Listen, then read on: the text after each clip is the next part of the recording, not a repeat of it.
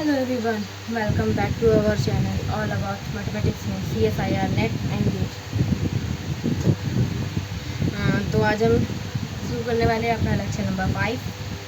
तो जहाँ हम देखने वाले हैं कि functional involving higher order derivative. जैसे कि हम वहाँ पे वाई डैश तक का था, अगर हमें वाई डबल डैश आ जाता है, वाई ट्रिपल डैश आ जाता है तो हम क्या करते हैं?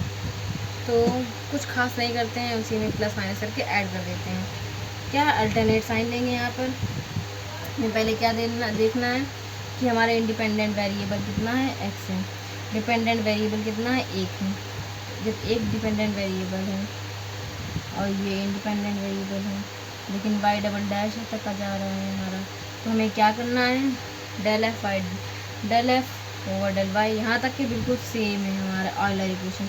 बाद में क्या करना है, बाद में हमें ये बढ़ा देना है, क्योंकि डबल डैश तक जा रहा है तो d two over d x square del f over del y double dash is equal to 0 कर देंगे। अगर 3 ऑर्डर का आ रहा होगा तो ये प्लस है, ये माइनस हो जाएगा, फिर ऐड कर लेंगे उसके ट्रिपल डैश का डेरिवेटिव। ऐसे कि जैसे कि यहाँ लिखा हुआ है प्लस है, फिर माइनस है, फिर प्लस है, फिर माइनस है, plus minus and so on, ऐसे ही चलता चला जाएगा। अगर nth ऑर्डर आता है तो nth ऑर्डर का ये फॉर्मूला रहेगा। इस फॉर्मूले का नाम क्या, ऑयलर पॉइसन इक्वेशन। इसे हम लोग याद नहीं रखेंगे क्योंकि ये बड़े आसानी से हो जाता है, इसमें कोई टेंशन लेने वाली बात नहीं है। इसमें जो हमारा शुरू का जो हमारे ऑयलर इक्वेशन बताई थी, उसमें सीधे प्लस माइनस करके उसमें प्लस माइनस करना है, अल्टरनेट साइन लेने हैं और डिफरेंशिएशन करते चले जाना है। जैसे 2 तक का है, 3 तक का तो बता दिया, 4 जाएगा तो प्लस हो जाएगा डी 4 ओवर डी एक्स की पावर 4 और del f over del y की पावर 4, या वाई 4 बार डैश लगेंगे इज इक्वल टू 0। ठीक, इस टॉपिक में हम लोग 2 से 3 क्वेश्चन देखेंगे। क्वेश्चन प्रैक्टिस में जैसे कि क्वेश्चन जब हमारे पूरा कंप्लीट हो जाता है, फिर हम जो बीच में क्वेश्चन लाएंगे, टॉपिक फिर कंप्लीट होगा, फिर आगे के क्वेश्चन लाएंगे। इस तरह एक साथ सभी टॉपिक के क्वेश्चन लाएंगे। फंक्शनल इन्वॉल्विंग मोर डिपेंडेंट वेरिएबल। डिपेंडेंट वेरिएबल पढ़ते हैं तो हम क्या करेंगे, हमारे पास वाई बढ़ गए, वाई यहाँ के डैश भी बढ़ेंगे। वाई जब वाई था तो वाई डैश आ रहा था, वाई था तो वाई डबल डैश भी आ जा सकता था, वाई था तो वाई ट्रिपल डैश भी आ सकता था, एन तक आ सकता था। जब वाई 2 हो गया है तो वाई डबल डैश भी आ सकता है, वाई 2 डैश आ जाएगा, वाई 2 डबल डैश आ जाएगा, वाई 2 ट्रिपल डैश आ जाएगा and so on. Y n है तो वाई एन डैश भी आ जाएगा, वाई एन डबल डैश भी आ जाएगा। इस तरह से जब आएंगे तब हमें क्या करना है, क्योंकि अब तो कंडीशन अलग हो गई हमारे पास, तो हमें अगर अलग अलग इक्वेशन बनेगी। वाई वन के रिस्पेक्ट में जब हमारे पास यहाँ पे वाई था तो सिर्फ वाई लिखते थे, अब हमें काफ़ी सारे y one y two y three भी हैं, तो हम क्या करेंगे, y one dash y two इसी तरह सबको नाम दे देंगे। और ये ऑयलर इक्वेशन पहली वाली जो है वही सेम, जो सेकंड वाली होगी उसमें सेकंड तक की जाएगा differentiation, plus minus alternate sign पे। वाई 3 वाला होगा तो 3 तक के जाएगा, वाई 4 वाला होगा तो 4 तक के जाएगा, इस तरह जाएगा। और यहाँ पर देखेंगे उसके डेरिवेटिव्स हैं या नहीं, इस तरह से क्वेश्चन बनेंगे, उसे सॉल्व करेंगे। इस पर 1 या 2 क्वेश्चन देखेंगे। Function involving more than more independent variable. जब इंडिपेंडेंट वेरिएबल बढ़ जाए तब क्या कंडीशन बनेगी, जब हमारे पास इंडिपेंडेंट वेरिएबल है, यहाँ मतलब अभी तक हमारे पास डेल एक्स होता था, सिर्फ यहाँ पे डेल एक्स और डेल वाई भी है, ऐसा नहीं डेल जेड नहीं हो सकता।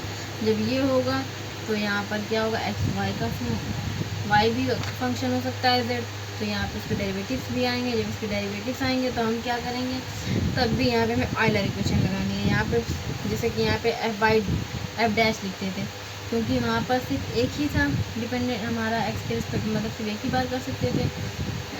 तो यहाँ पर 2 हैं, एक्स और वाई 2 हैं, तो उसको अलग पहचान बनाने के लिए एक्स और वाई लिख दिया। चाहे तो आप ये डैश लिख सकते हैं, लेकिन डैश लिखने से आपको कन्फ्यूज़न होगी, सीधी एक्स और वाई ही लिखिए। एक्स और वाई लिखा, उसमें क्या होता था, del f over del x del y minus d over d x del f over del y dash is equal to 0। जब यहाँ पे सिर्फ वाई होता था तो यहाँ वाई आता था, अब यहाँ पे जेड है तो यहाँ पे जेड आएगा, minus d over d x as it is रहेगा। लेकिन यहाँ पर क्या है, 2 फंक्शन है एक्स और वाई का, तो ये भी जो है बदल जाएगा, ये भी डेल हो जाएगा। ठीक है, और पहले क्या करते थे, एफ वाई डैश के रिस्पेक्ट करते थे, अब यहाँ पे वाई क्या एक्स डैश और वाई डैश भी आ रहा है, तो एक्स जेड एक्स भी आ जाएगा और जेड वाई आ जाएगा।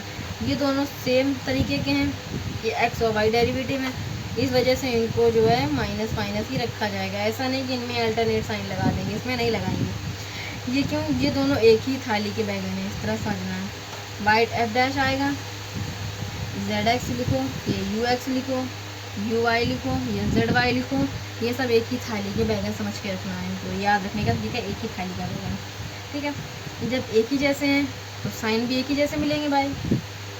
हमारे यहाँ तो हो सकता है कि पैसे को प्रेफरेंस दे के लोगों की वैल्यू रखते हैं, लेकिन मैथमेटिक्स में क्या है, जिसकी जो वैल्यू उसको वही मिलेगी। जैसे यहाँ पे एफ डैश की जो वैल्यू मिलती थी, वहाँ यहाँ पे जेड एक्स लिए है हमने वहाँ पे, तो जेड एक्स की जो वैल्यू मिलेगी वही जेड वाई की होगी। मतलब कि अगर साइन जेड एक्स का माइनस है तो जेड वाई का भी माइनस होगा। ऐसे अगर यू एक्स या यू वाई कुछ भी होता उसको भी माइनस के साथ ही आगे लिखते हैं। इस इक्वेशन का नाम है ऑस्ट्रोगार्थ की इक्वेशन। इसके भी हम 7 से 8 क्वेश्चन देखेंगे। ठीक है, अब देखते हैं पैरामीट्रिक इक्वेशन क्या होती है। पैरामीट्रिक इक्वेशन भी कुछ नहीं है, इसमें मतलब ज़्यादा कि डीप में अगर जाओ तो भी मतलब कोई ख़ास वो नहीं है, आराम से हो जाता है। वहाँ वाई डैश लिख देते हैं, यहाँ पे डॉट लिख देते हैं। जैसे कि जब हम फिज़िक्स में लैग्रांजियन को पढ़ते हैं, क्लासिकल मैकेनिक्स पढ़ते हैं, उसमें लैग्रांजियन हैमिल्टोनियन ये सब आते हैं, तो हम लोग वाई डैश को वहाँ पर वाई डॉट लिखते हैं। तो वही यहाँ पे अगर डॉट लगा दिया तो पैरामीट्रिक इक्वेशन हो गई। ठीक है, डॉट का क्या मतलब है कि जैसे कि एक्स और वाई के रिस्पेक्ट डिफ्रेंशिएशन कर रहे थे, यहाँ पे टी के रिस्पेक्ट डिफ्रेंशिएशन कर देंगे, एक्स डैश। ठीक है, एक्स डॉट जो है del x over del t है, डी टी है, वाई डैश क्या है, d y over d t है। अब इसमें क्या है, उसमें क्या इक्वेशन बनती थी, del f over del x minus d over d y. इसमें क्या होता था, del f over del y minus d over d x, del f over del y dash is equal to 0। अब ये क्या है, ये वाई था, यहाँ पर एक्स है, यहाँ पे एक्स रखेंगे। अब ठीक है, यहाँ पर टी के डॉट है, वहाँ पे एक्स था, जेड एक्स था, या फिर एफ डैश था, एक्स के रिस्पेक्ट डिफ्रेंशिएशन था, यहाँ पे वाई टी के रिस्पेक्ट में, टी के रिस्पेक्ट में कर देंगे। अब यहाँ पे उसके अंदर डेरिवेटिव का डिफ्रेंशिएशन था, तो डेरिवेटिव का पार्शियल डिफ्रेंशिएशन कर देंगे। सेम इक्वेशन यहाँ दो बन जाएंगे, एक एक्स के रिस्पेक्ट बनेगी, एक वाई के रिस्पेक्ट में बनेगी। ठीक है, जैसा कि यहाँ देख सकते हैं। ठीक, इसमें भी 2 से 3 क्वेश्चन करते हैं। अब देखते हैं आइसो पैरामीट्रिक प्रॉब्लम। इसमें क्या है, problem of finding close curve of given length which include maximum area which problems are called isoperimetric problem. इसमें क्या है, थोड़ा लंबा थोड़ा लिखा हुआ है, तो याद रखने की कोई ज़रूरत नहीं है। इसमें क्या होगा, वर्किंग रूल से देखते हैं। ठीक है, वर्किंग रूल क्या होगा कि suppose we wish to find a curve, हमें कर्व निकालना है, y equal to Y of x that which extreme value of function, जिसकी फंक्शन वैल्यू ये गिवन होगी। ठीक है, और कोई दूसरा इंटीग्रल भी गिवन होगा।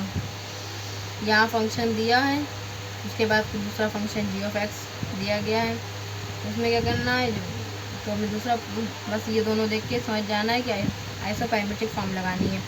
y equal to Y of X satisfy the boundary condition, boundary condition दी गई जाएंगी।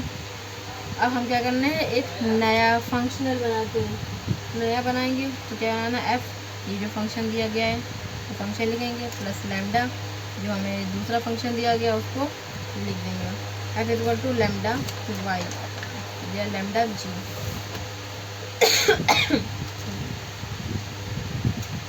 इसमें करना है, लैम्डा को बोलते हैं लैग्रांजे मल्टीप्लाई। इस फॉर्म में हो जाएगी हमारे पास F is equal to F of plus lambda G. तो हमारे पास ऑर्डर इक्वेशन क्या होगी, ऑर्डर इक्वेशन जो हमारे पास होगी उसे पुट करेंगे और उसको सॉल्व करेंगे। जैसे सॉल्व करेंगे हमें ओडी मिल जाएगी, ओडी मिलेगी, ओडी कॉन्सेप्ट लगाएंगे, हमें वाई ऑफ एक्स मिल जाएगा। जैसे वाई ऑफ एक्स मिलेगा हम क्या करेंगे, अब वो इनिशियल और फाइनल बाउंड्री पॉइंट्स लगा देंगे जो दिए हैं, जैसे वो रखेंगे हमारा एक्सट्रीम वैल्यू मिल जाएगी, एक्सट्रीमल मिल जाएगा या कर्व मिल जाएगा जो हमें रिक्वायर्ड है। हमें क्या दिया गया है, let y satisfy y of 0 पे वाई ऑफ वाई जो है दोनों इक्वल आए जाएंगे, वो किसके इक्वल होंगे, 0 के। हमें एक फंक्शन दिया गया है ये। ठीक है, हमें क्या करना है, एक्सट्रीम फंक्शन निकालना है इसका, हमारे पास कुछ ऑप्शन दिए, हमें क्या करना है, सीधे जो फंक्शन जो हमें दिया गया है ये फंक्शन लिखना है, ठीक है। और लैम्डा ऑफ वाई जो हमारे पास यहाँ पे फंक्शन जो गिवन था, ये पैसे पहचानेंगे जी वाला जो सेकंड फंक्शन होगा वो किसी कांस्टेंट के बराबर या कुछ नंबर वैल्यू कुछ भी दी गई होगी, वहाँ पे यहाँ पे देखेंगे, यहाँ पे ये प्राप्त है y square x d x equal to 1, मतलब ये हमारा जी ऑफ एक्स है और ये एफ ऑफ एक्स है। तो हमारा एफ ऑफ एक्स जो होगा वो क्या होगा, दोनों को ऐड करना है, वो भी लैम्डा मल्टीप्लायर लैग्रेंज जो मल्टीप्लायर होगा वो लगाना है, तो वाई डैश का square plus lambda of Y square, यही है ना हमारा F is equal to F plus lambda G, ठीक है। ये लगाया हमने, ऑयलर इक्वेशन लगाई, क्या हुआ, वाई के रिस्पेक्ट में क्या, तो यहाँ पे हो जाएगा 2 y lambda minus d over d x, अब वाई डैश के रिस्पेक्ट करेंगे तो 2 वाई डैश आ जाएगा इज इक्वल टू 0, अब इसे सॉल्व करेंगे 2 y lambda minus 2 y double dash is equal to 0, और 2 कॉमन लेके डिवाइड कर देंगे, या तो फिर उसको साइड भेज देंगे कैंसिल हो जाएगा, तो Y double dash is equal to lambda Y आ जाएगा, या Y double dash minus lambda Y आ जाएगा। अब हमें क्या करना है, यहाँ हमें ओ डी मिल गई, जैसे हमें ओ डी मिली, अब हम ओ डी के बाद जो है अपना उसके कॉन्सेप्ट लगाएंगे, हमारे क्या ऑक्सिलरी इक्वेशन क्या होगी, m square minus lambda is equal to 0। अगर आपको जानना है ये कैसे आया तो हमारे जो ओ डी के लेक्चर आने वाले हैं आप उसको ध्यान से देखिएगा, आपको समझ आएगा, या फिर आपने अगर पहले भी कभी पढ़ा हो तो आपको तो भी समझ में आएगा। तो m square minus lambda is equal to 0 आया, जैसे ये आया उसको साइड बैठा तो m square equal to lambda हो गया। अगर लैम्डा के बराबर है इसका मतलब क्या है कि एम लैम्डा 0, ठीक है।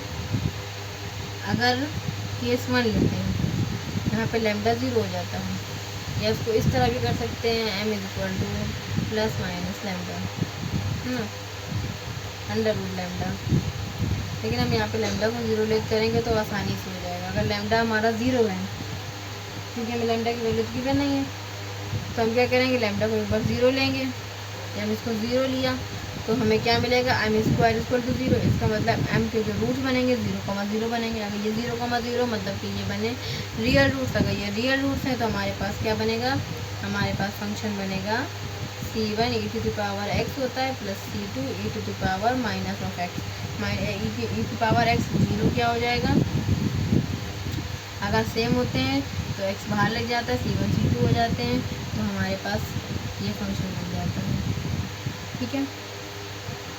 अब हमारे पास y ऑफ x आ गया, अब प्रॉब्लम अपनी जो हमारी इनिशियल कंडीशन दी है y ऑफ 0 इक्वल टू 0 कहेंगे तो 0 0 c1 0 आ जाएगा, y ऑफ y रखेंगे, जैसे रखेंगे तो ये भी 0 के बराबर आ जाएगा, ये दोनों 0 के बराबर आ जाएगा, तो y ऑफ 0 हमेशा आ जाएगा, मतलब आइडेंटिकली 0 आ जाएगा, आइडेंटिकली 0 आया इसका मतलब ये हमारा ट्रिवियल सोल्यूशन है, और हमें हमेशा ट्रिवियल सोल्यूशन जो होते हैं उसमें कोई भी डिस्कशन नहीं करना होता, क्योंकि वो तो पहले से ही ट्रिवियल है, उसके बारे में क्या ही जान लोगे, क्या ही कर लोगे, ठीक है।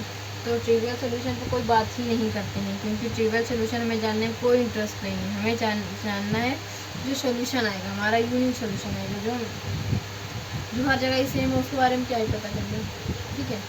तो ये हमारा ट्रिवियल सोल्यूशन है, ट्रिवियल सोल्यूशन हमें नहीं निकालना है, हमें क्या निकालना है, एक सोल्यूशन निकालना है, लेकिन हमें क्या है, y की वैल्यू अगर 0 मिल गई तो यहाँ पे स्क्वायर ये 0 हो जाएगा, तो ये y1 equal to 0 equal to 1 आ जाएगा, क्योंकि इसकी वैल्यू 1 की इक्वल दी गई है, g ऑफ x की वैल्यू 1 की इक्वल दी गई है, तो ये 0 आ जाएगा, जो कि हमारा y आइडेंटिकली 0 है और ये कभी पॉसिबल ही नहीं है, तो ये हमारी कंडीशन नहीं बनेगी, ठीक है। जैसे कि बताया ट्रिवियल सोल्यूशन नहीं लेंगे, अगर हर केस में ट्रिवियल आ जाए ऐसा हो नहीं सकता, कहीं ना कहीं सोल्यूशन मिलेगा, लेकिन फिर हम देखेंगे क्या है, एम स्क्वायर है, अब हमने वहाँ पे m square equal to lambda लिया था, लैम्डा एक बार 0 लिया, अगर एक बार लैम्डा की वैल्यू म्यू स्क्वायर आ गई यानी कि पॉजिटिव आ गई, मतलब ये तो 0 के बराबर नहीं है, तो क्या होगा, m square equal to mu square लिया, अब यहाँ पे स्क्वायर हटेंगे तो प्लस माइनस का म्यू आ जाएगा, प्लस माइनस का म्यू आया तो हमारे पास कंडीशन ये बनती है कि वाई एफ एक्स किस तरह का होगा, इस तरह का होगा हमारे पास। अब हमें बाउंड्री कंडीशन लगाई तो C1 + C2 = 0 आया, पाई लगाई तो हमारे पास 0 आया। अब इन दोनों को आपस में सॉल्व किया तो हमें आइडेंटिकली 0 ही मिलेगा। आप एक बार सॉल्व करके देख ही लीजिएगा और वैसे आने ही वाला है कि हमें आइडेंटिकली 0 आएगा, तो हमें फिर से ट्रिवियल सोल्यूशन मिल जाएगा जो कि हमारे पास फिर से 0 = 1 लाएगा, जो कि पॉसिबल नहीं है और हमें ट्रिवियल सोल्यूशन जानने में कोई इंटरेस्ट नहीं है। केस 3 क्या बनता है, माइनस म्यू स्क्वायर, मतलब माइनस क्वान्टिटी कुछ आएगी, 0 नहीं होगा, म्यू 0 नहीं है तो m² = माइनस म्यू का स्क्वायर, माइनस का म्यू का स्क्वायर आया तो m² माइनस म्यू का स्क्वायर। अब यहाँ से हटा तो प्लस माइनस ये आयोटा आ जाएगा, अंडर रूट लग जाएगा तो प्लस माइनस आयोटा आ जाएगा। जहाँ पर आयोटा आया मैंने पहले भी बताया है, जैसे यहाँ पे ये आएगा तो हमारे पास जो सोल्यूशन होगा किस तरह का होगा, इस तरह के कॉस और साइन के फॉर्म में आएगा, C1 cos x + C2 sin x आएगा। हम फिर कंडीशन लगाएंगे y 0 = 0, C1 यहाँ से 0 आ जाएगा। और जब जैसे हम y 0 = y पाई लगाएंगे तो C2 = sin x आ जाएगा। सॉरी, तो जैसे हमने पाई वाली कंडीशन लगाई तो 0 = यहाँ पे 0 हो जाएगा, ये म्यू पाई हो जाएगा।